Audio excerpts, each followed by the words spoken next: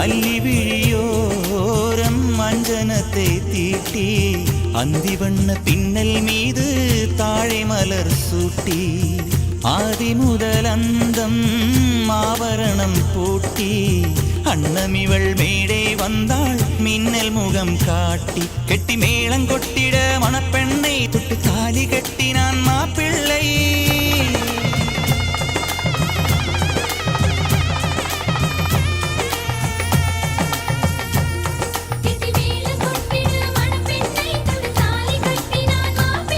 இந்த ஏழை நெஞ்சமும் நீ வாழ என்றும் பூக்கள் தூவும் நீ வாழ